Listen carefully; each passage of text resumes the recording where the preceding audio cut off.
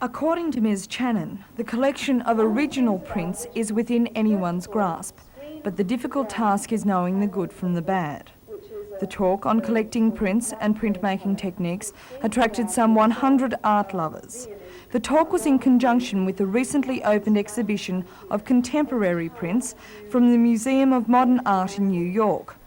The prints illustrated the various techniques blanketed by the term prints, such as etchings, lithographs and wood prints, and included such well-known artists as Pablo Picasso, Henry Moore and Henry Matisse.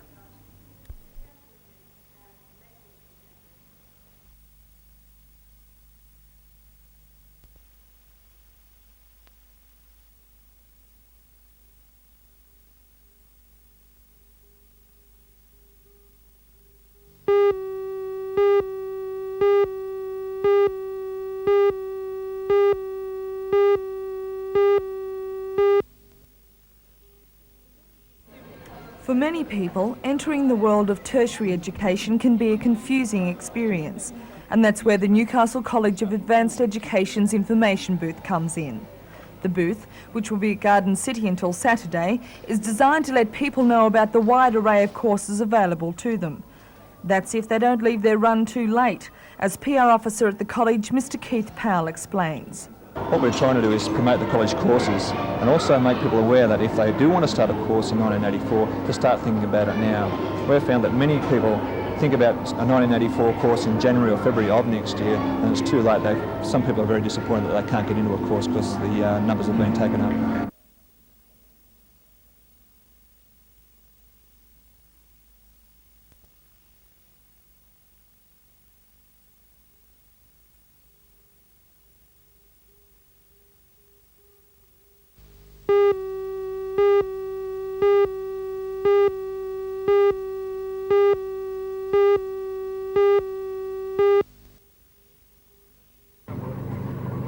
The surfboard is a combination of a ski and a surfboard, and today it was being taken through its manoeuvres on Lake Macquarie. It's just been released onto the market and is expected to make a big impact in the coming months.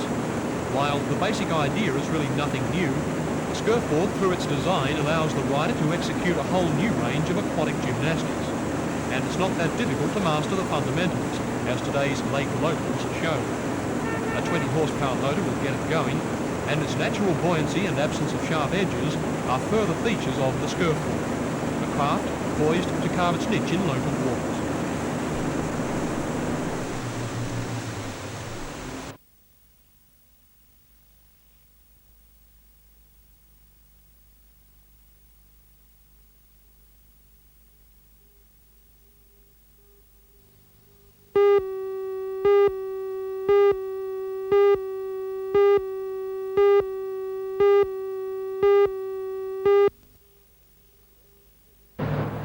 Sadupa confirmed her favouritism for the girls' crown with a scintillating performance against Stephanie Faulkner of Brisbane. Sadupa won the match 6-love, 6-love and showed tremendous versatility. The lass from Miami, Florida was superior in all departments. The second girls' semi-final went the full 3 sets.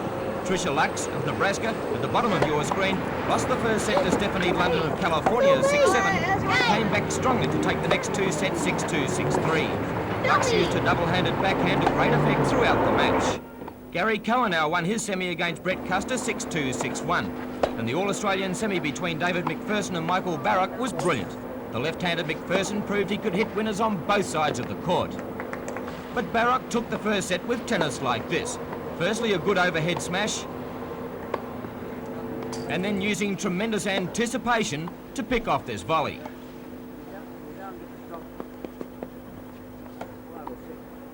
But with much steadier tennis, McPherson got back into the match and took the next 2 sets 6-2, 6-2. And here's why people are claiming him as a future senior champion.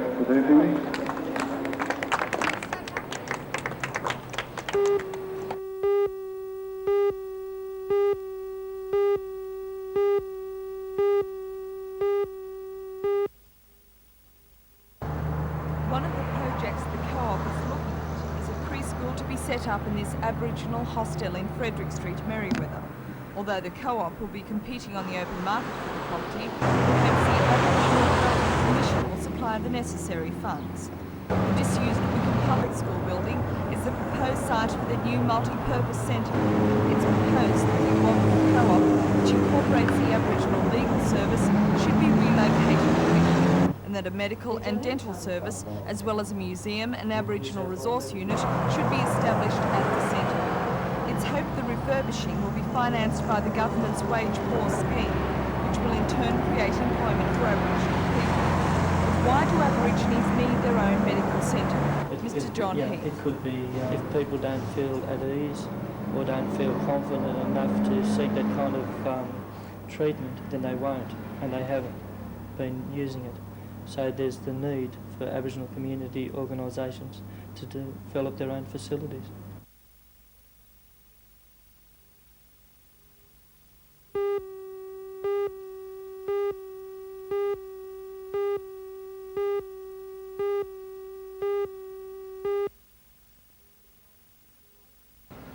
The old timber poles are fast disappearing from the city fringes. It's taken the Shortland County Council a year to install underground power supplies from Hamilton to Broadmeadow Nineways. Most of the work has been completed, except this section of work, which was carried out yesterday from Parry Street to Lawson Street, Hamilton. The huge cable made a snake-like journey underground. As the power below was installed, workmen were preparing to remove the timber poles without any interruption to power supplies. Reaching the final stages of this massive project enticed the chairman of the Shortland County Council, Alderman Henderson, out of his office. He was just as intrigued to see the men install the underground cables and prepare them for hookup. Other such work is going on in Raymond Terrace, and hopefully timber poles will soon be a thing of the past in the city and suburban streets.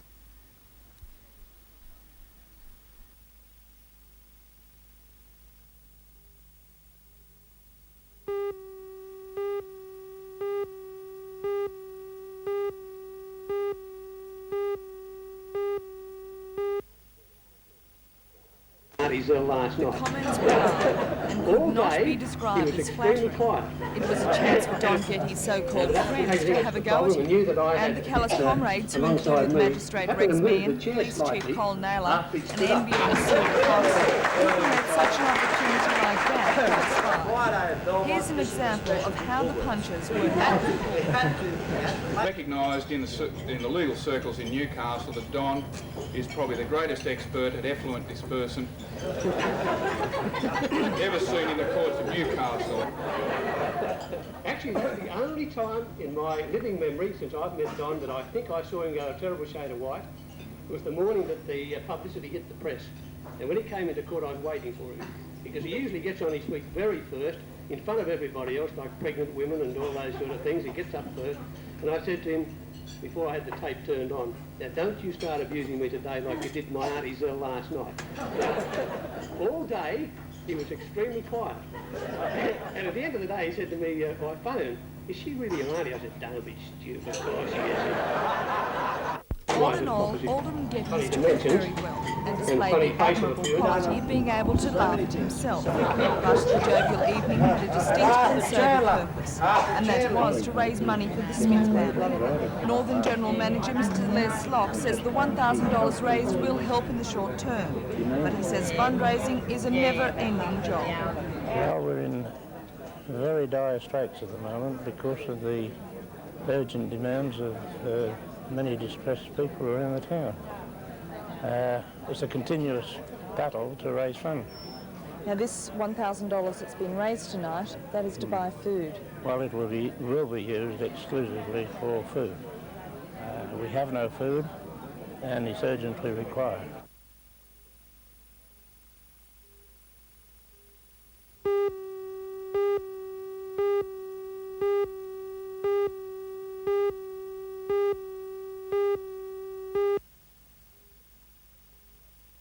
The cuts will affect both Queensland and Hunter Valley mines and could amount to a reduction of coal ordered by 2.5 million tonnes a year. Although that seems an enormous cut, in real terms this year's exports will be slightly more than last year. The three Hunter Valley mining companies that will be most affected by the 40% cut will be Buchanan Borehole, Warkworth and R.W. Miller. Executives of the companies are cautious about the effects of the cutbacks. They say it is early days and eventual reductions might not be as much as 40%.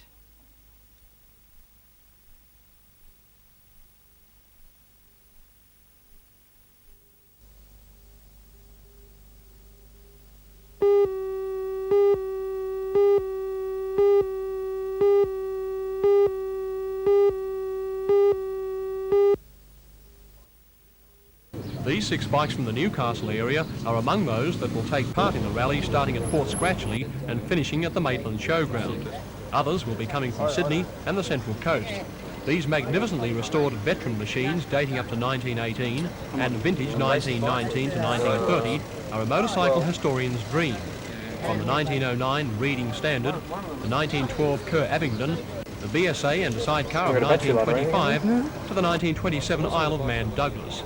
Sunday's rally will also coincide with the 60th anniversary of the first speedway racing in the world conducted under lights at Maitland Showground. The rally will finish with a lap of the ground. A man who rode in that original race back in 1923 is Mr. Bill Crampton of Cardiff. We journeyed up to Maitland at the invitation of John Hoskins, who was the Show Association Secretary, and we tried the track out on the Sunday morning, and we went back the following Saturday night to try it out under lights.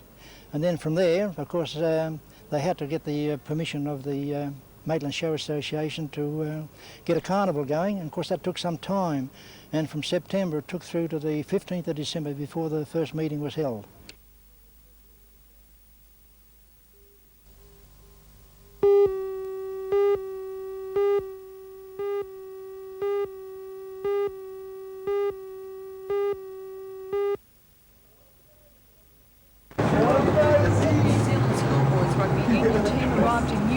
Yesterday for a 4-day stay.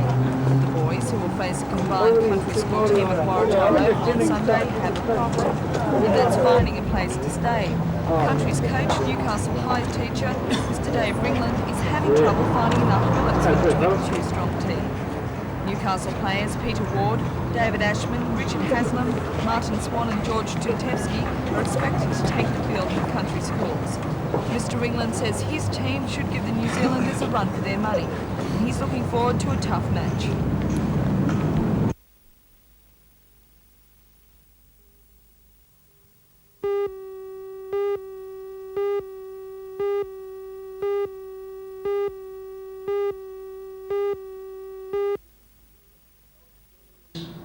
It has almost become a full-time job to learn how to invest your nest egg wisely. And with the changing superannuation laws, the task is made even more difficult. But last night, Newcastle people had the opportunity to listen to 3 speakers who were trained in unravelling such problems. They were Mr. George Britton, a retirement counsellor with the Newcastle Permanent Building Society, Mr. Brian Smith, an independent insurance broker, and Mr. John McLennan, an accountant specialising in taxation matters. The forum was arranged by the Newcastle Permanent Building Society, which has been flooded with inquiries since the budget was brought down last week. Mr. Britton says the major problem has been trying to calm people down. Well, the first thing I tell them is don't panic.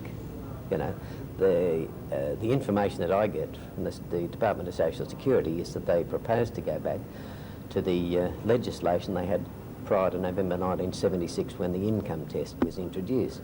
Now, if they have any change in guidelines, that'll have to be sorted out. Senator Grimes, as I understand, meeting with some of the pensioner organisations. And so, you know, if they're going to have any change, as I said, in the guidelines, it's best for people to adopt a wait-and-see attitude.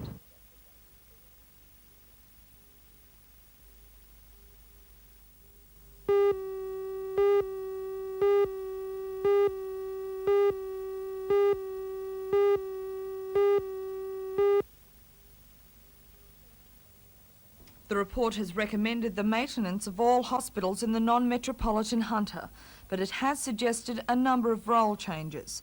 It says Cessnock, which has an overabundance of nursing home beds, should lose some 240 to other hospitals, where the need is greater.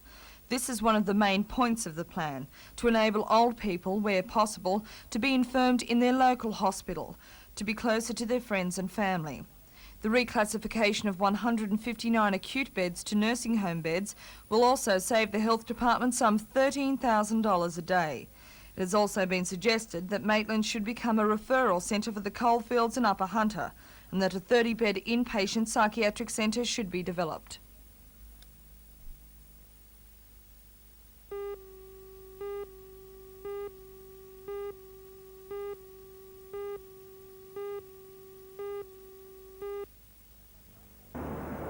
On Monday, Premier Rann announced that the first parcel of railway land in the East End would be handed over to the City Council within a matter of months.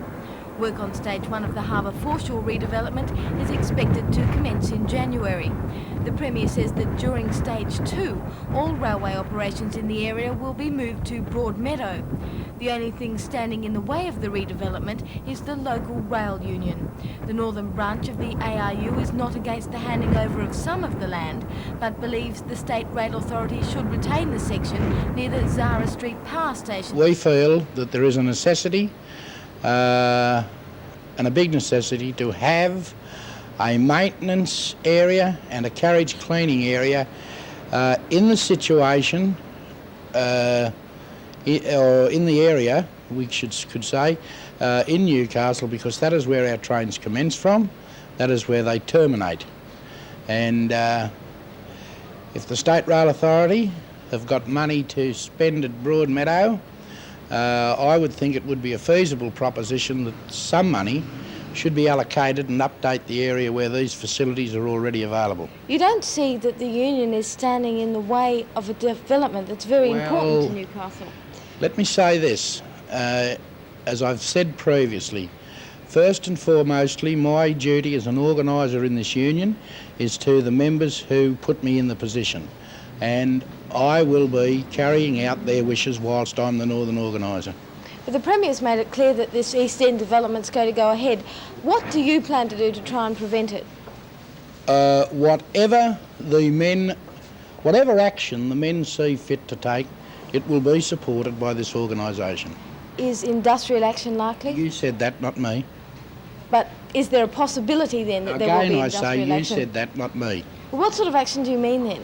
Any action that the members see fit.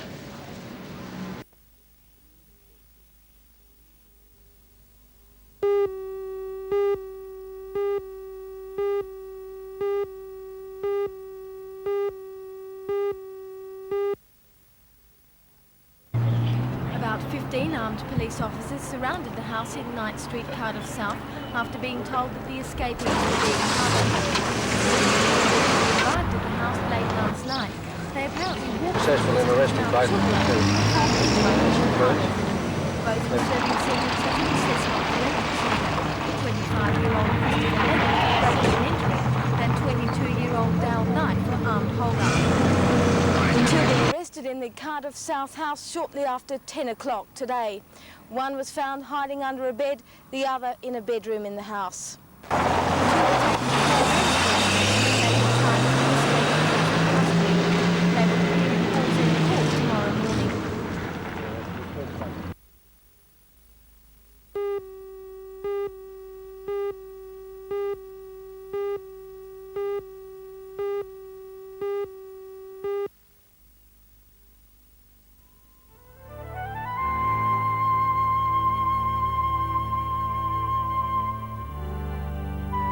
It was certainly a sight to be long remembered.